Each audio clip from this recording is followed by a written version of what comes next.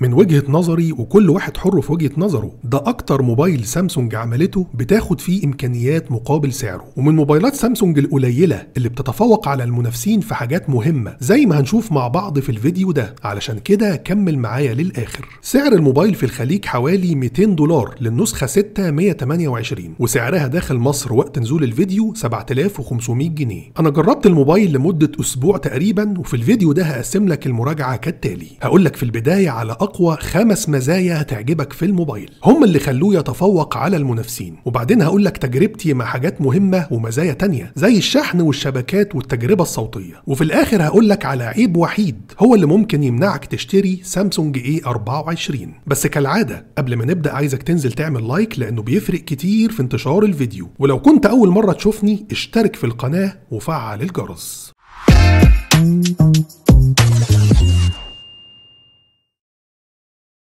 لو كنت في الخليج وهتشتري اي حاجة من موقع نون او موقع نمشي، استخدم اكواد الخصم بتاعتنا واللي هتديك خصم اضافي. لو بتشتري من نون اكتب RAA5، ولو بتشتري من نمشي اكتب LC66. قبل ما نبدأ في المزايا القوية واللي هتخليك فعلا تنبهر بالموبايل، خلينا اكلمك بسرعة على التصميم. من الاخر كده، الحاجة الوحيدة اللي ممكن ما توافقش عليها في التصميم هي شكل النوتش القديم شوية، غير كده انا ما عنديش مشكلة خالص مع التصميم ده. واجهة امامية بحواف منطقية شوية في السعر ده، وظهر جاي بنفس تصميم كل موبايلات سامسونج في 2023، ظهر سادة بيلمع زي المراية، والخامة هنا من البلاستيك طبعا، علشان كده هتلاقيه بيبصم شوية لو كنت بتستخدمه من غير كفر، مع 3 كاميرات خلفية محطوطين بشكل رأسي وبدون فريم. الفريم الخارجي للموبايل جاي بتصميم حاد وبدون منحنيات شبه الايفون شوية، ومسكة الموبايل في الايد تشبه جدا اغلى موبايل متوسط لسامسونج وهو A54. سمك الموبايل معقول 8.3 مللي، وزن الموبايل اقل من 200 جرام.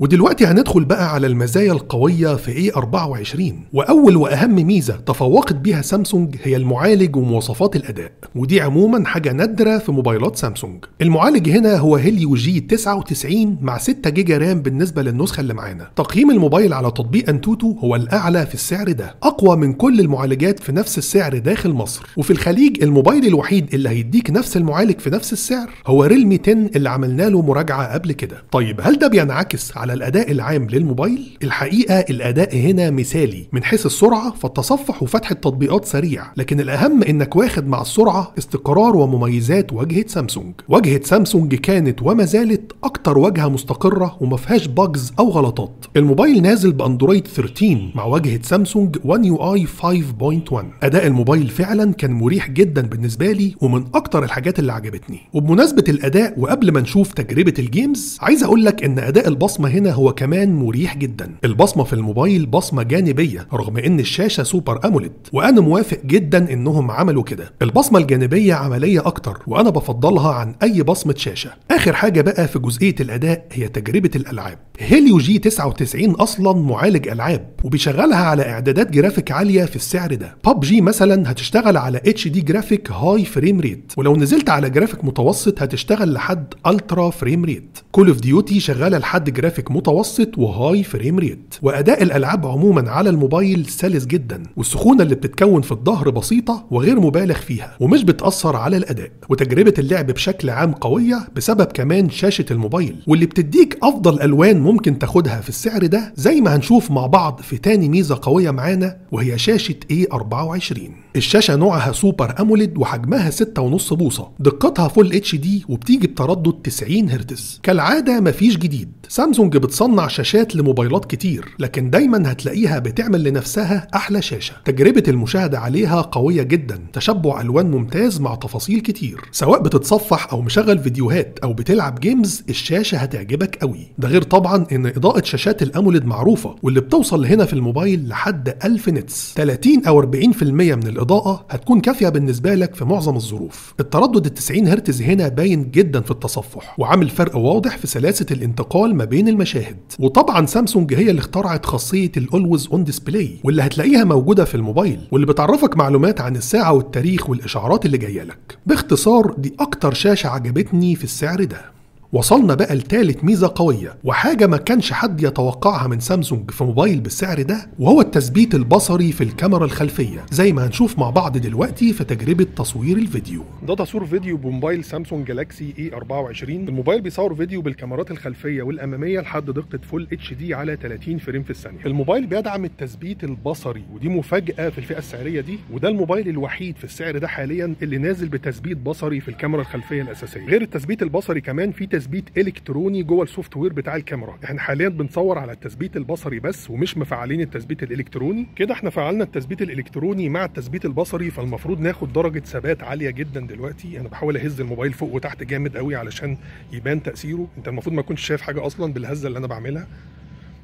وبما اننا اتكلمنا عن التثبيت البصري، لازم رابع ميزة قوية تكون صور الكاميرات. الكاميرا الخلفية الأساسية دقتها 50 ميجا بكسل، وكالعادة معالجة ألوان سامسونج هي الأفضل، وبتحسسك إنك شايف المكان بعينك مش بالكاميرا، وما بتعملش تقريبا أي تجميل أو تنعيم للصورة. بتشبع الألوان تشبع قوي، لكن في نفس الوقت بتديك لون حقيقي. حتى في الكاميرا العريضة الوايد أنجل واللي بتيجي بدقة 5 ميجا بكسل برضه بتديك معالجة ألوان حلوة وتشبع ألوان قوي، وتعامل أي كاميرا فيهم مع الإضاءات العالية المباشرة تعامل ممتاز. في الصور دي مثلا الشمس في وش الكاميرات، ومع ذلك كل تفاصيل وإضاءة وألوان الصور باينة بشكل واضح جدا. لكن أكتر كاميرا بتتفوق فعلا على المنافسين من حيث معالجة الألوان هي كاميرا السيلفي، واللي بتيجي بدقة 13 ميجا بكسل. اللون فيها قريب جدا من الحقيقة، خصوصا لون الجلد، ودي مقارنة مع كاميرا ريلمي 10 واللي هتوضح لك الفرق بينهم. يمكن الحاجة الوحيدة اللي قلت شوية عن المستوى المعروف لكاميرات سامسونج هي التصوير في إضاءة ضعيفة. مش قصدي إن نتيجتها وحشة، لا هي معقولة سواء في الكاميرا الخلفية أو الأمامية، ولكن سامسونج عندها أفضل من كده. حتى لما بتستخدم الوضع الليلي بيحسن شوية من نتيجة الصورة، وشغال مع الكاميرا الخلفية وكاميرا السيلفي، ولكن برضو ده مش أحسن وضع ليلي في موبايلات سامسونج. وصلنا بقى الخامس واخر ميزة قوية، وحاجة انا شخصيا ما كنتش متوقع اني اشوفها في موبايل من سامسونج، وانت كمان هتستغرب لما اقولها. الميزة هي استهلاك البطارية. حجم البطارية هنا 5000 ملي امبير، وكعادة كل موبايلات سامسونج تقريبا كنت متوقع استهلاك متوسط او اقل من المتوسط للبطارية، ولكن الموبايل فاجئني باستهلاك ممتاز باستخدام فوق المتوسط وتصوير صور كتير وعلى تردد شاشة 90 هرتز. الموبايل عمل معايا اكتر من 9 ساعات شاشة مفتوحة، وده رقم ممتاز. بمعنى أوضح، الموبايل على شحنة واحدة كان بيقعد معايا يومين كاملين من غير ما اشحنه تاني، وده يمكن يكون أول موبايل من سامسونج يديني استهلاك بطارية بالشكل ده. خليك معايا علشان كده خلصنا المزايا القوية، وهندخل دلوقتي على تجربتي مع حاجات مهمة زي الشحن والصوت وتجربة المكالمات وغيرهم. بس قبل ما نبدأ فيها عايز أفكرك إنك لو عايش في مصر اشترك في جروب التليجرام بتاعنا، لأنه بينزل عليه المنتجات اللي عليها عروض وخصومات قوية. هتلاقي الرابط تحت الفيديو، دوس عليه وبعدين دوس جوين أو اشترك.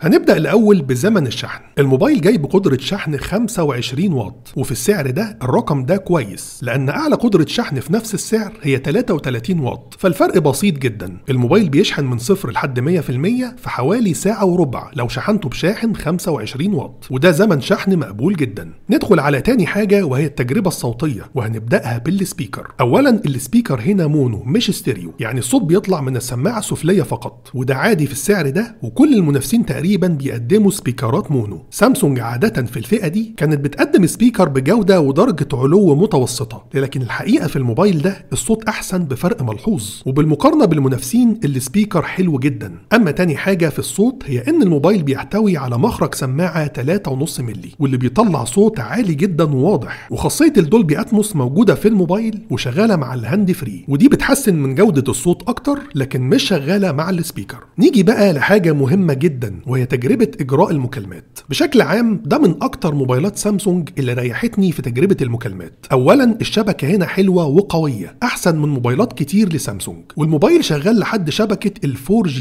صوت سماعة المكالمات كان عالي جدا وواضح، ده غير إن الموبايل فيه مايك للضوضاء، وده بيساعد في إن الصوت يوصل للي بيكلمك بشكل أوضح لو كنت بتتكلم في مكان دوشة. وكمان تطبيق الاتصال هنا بتاع سامسونج مش جوجل، وبيحتوي على خاصية تسجيل المكالمات بدون ما يتم إبلاغ الطرف التاني. يمكن الحاجة الوحيدة اللي كانت ناقصة هي انهم يحطوا مستشعر تقارب حقيقي، لان الموبايل بيعتمد على السوفت وير في انه يقفل الشاشة اثناء المكالمات. هو كان شغال معايا تمام، ولكن طبعا وجود مستشعر حقيقي كان هيبقى افضل. بمناسبة بقى الشبكات، عايز اقول لك على حاجة عجبتني وهي اداء شبكة الواي فاي. الموبايل شغال بنظام واي فاي 5 وده شيء متوقع، لكن اللي فاجئني انه بيلقط من على مسافات ابعد من معظم الموبايلات اللي جربتها من سامسونج، ودي من الحاجات اللي فرقت معايا جدا في تجربة الاستخدام. كمان من الحاجات القوية في الموبايل انك هتلاقي خاصية ال NFC واللي بدأ يكون ليها استخدامات كتير دلوقتي، وبعض الموبايلات في السعر ده ما فيهاش ال NFC. ده غير ان الموبايل بيدعم تركيب كارت ميموري مع شريحتين اتصال، مش محتاج انك تشيل الشريحة التانية. واخر حاجة قبل ما نقول العيوب هي انه بيدعم تشغيل راديو FM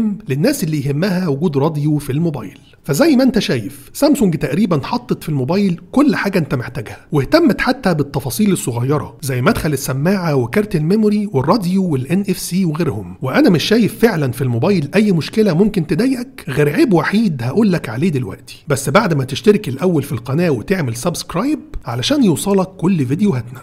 للأسف سامسونج كعادتها من سنتين فاتوا بقت بتنزل الموبايلات في علبة بدون أي حاجة، مفيش راس شاحن ولا جراب ولا سكرينة، كل اللي هتلاقيه في العلبة هو الموبايل ومعاه كابل شحن. بالتالي هتضطر طبعا إنك تشتري الحاجات دي علشان تعرف تستخدم الموبايل. لكن لو النقطة دي مش فارقة معاك فأنا برشح لك الموبايل لو عايز حاجة محترمة في السعر ده ومن براند قوي زي سامسونج. دلوقتي بقى عايزك تعمل 3 حاجات مهمة جدا. أولا تشترك في القناة وتعمل سبسكرايب علشان توصلك كل فيديوهاتنا. تاني حاجة تستخدم أكواد الخصم بتاعتنا لو هتشتري أي حاجة من موقع نون أو موقع نمشي. وتالت حاجة تشترك في جروب التليجرام وهتلاقي الرابط بتاعه تحت الفيديو. مستني تعليقاتكم وأسئلتكم في الكومنتات. أشوفكم إن شاء الله الفيديو الجاي.